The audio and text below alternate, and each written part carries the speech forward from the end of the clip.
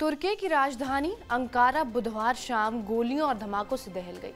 2 आतंकी, जिसमें एक महिला आतंकी भी शामिल थी, तुर्की एरोस्पेस इंडस्ट्रीज TUSAS अंकारा पर हमला करते हुए 5 लोगों की जान ले ली और 22 लोग यहां पर घायल हुए। इस हमले की तुलना 2008 में हुए मुंबई के 26/11 हमले से की जा रही है।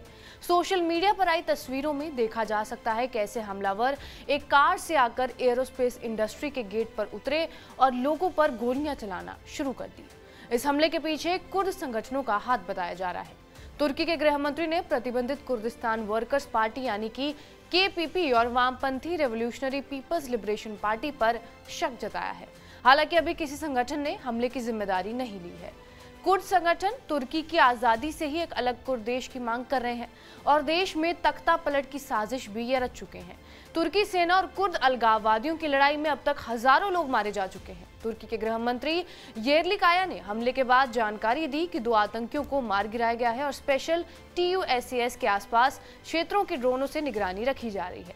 हमले के बाद तुर्की के राष्ट्रपति रेसिप तैयप अर्दोआन ने कहा हमलावरों को बख्शा नहीं जाएगा, जिसके बाद तुर्की फाइटर जेट्स ने पड़ोसी देश सीरिया और इराक में 30 से ज्यादा आतंकी ठिकानों को निशाना बनाया है।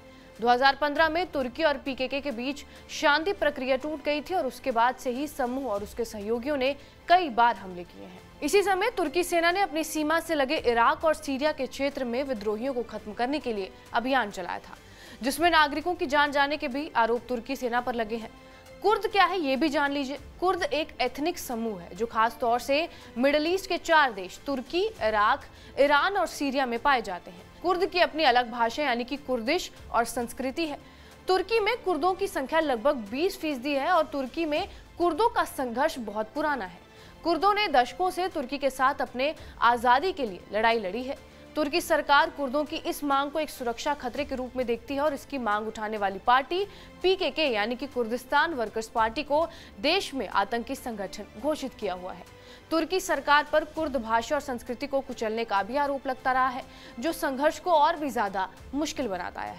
PKK का गठन कब हुआ था? PKK का गठन 1978 में अब्दुल्ला ओकलान ने तुर्की में कुर्दों के लिए राजनीतिक और सांस्कृतिक अधिकार लेने के मकसद से किया था। शुरू में ये ग्रुप मार्क्सवादी लेनिनवादी विचारधारा पर चलता था और धीरे धीरे इसने एक राष्ट्रवादी आंदोलन का रूप अपना लिया।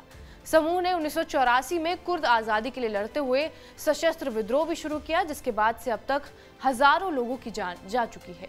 PKK लड़ाके अक्सर गुरिल्ला युद्ध की रणनीति का इस्तेमाल करके तुर्की सैन्य और नागरिक स्थलों को निशाना बनाते रहते हैं और अभी हाल ही में यहाँ पर आतंकी हमला हुआ है। बहरहाल, आपका इस खबर पर क्या कुछ कहना है हमें कमेंट बॉक्स में जरूर बताएं। बाकी देश और दुनिया की तमाम बड़ी खबरों के लिए बने रहिए हमारे साथ TV9 डिजिटल पर।